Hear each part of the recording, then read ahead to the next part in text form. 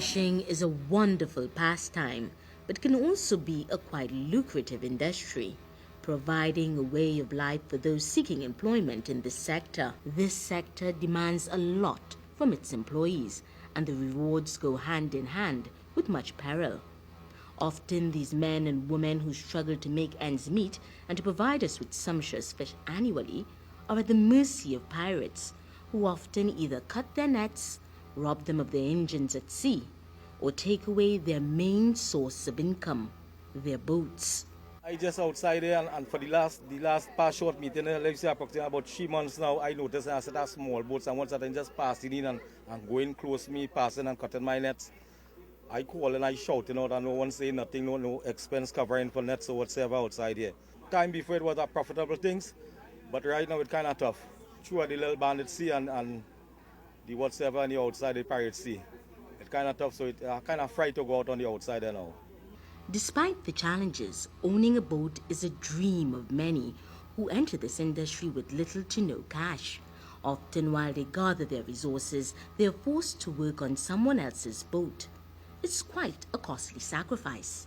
I lose about 6 or 7 engine plus about 5 or 6 nets, and they are very costly. Our engine is between 18 to 20,000. Right now, the small size that is mostly work because we just have to take it out every day. That's why I don't really go with the big ones. And a net is about $12,000 to $16,000. My type of equipment, because I have to build the net to suit the type of fish to track them down with it. This business is not for the faint of heart, but there can be some rewards for those who persevere. The problems experienced by the Claxton Bay fishermen has grabbed headlines for many years, with many losing comrades, fathers, relatives, and even their children to nefarious activities at sea. These Claxton Bay fishermen tell us about one such incident. The piracy is dangerous. That's how we done right now. It will make 7 months that 14th of August, our guys, pirate kill them out in the sea. Today exact. The fellows who die, yeah, they was our family, well, they grow up close. All of we down here is a kind of fishing family, you know. Fishing family, build a sport. Well, one was Apu, and one was Kalitran, but we know Bobo and Fires. They used to work with me. The other one who survived, he's a cousin of mine also. Well swim, and he was outside there. Not a day goes by that these Claxton Bay fishermen don't remember their fallen comrades. The president of the local fishing association says it's the families who are left without a sole breadwinner. It's not that they die in heart attack or some natural cause. It's just a stupid action that really take place there. They could have taken the boat and engine and drop them on the shore and go away with the boat and the engine and the net. A team from the University of the West Indies and key stakeholders have come up with a plan to offer fishermen protection at sea. This may look like a simple cell phone, but it could prove one day to be the lifeline for fishermen in times of distress.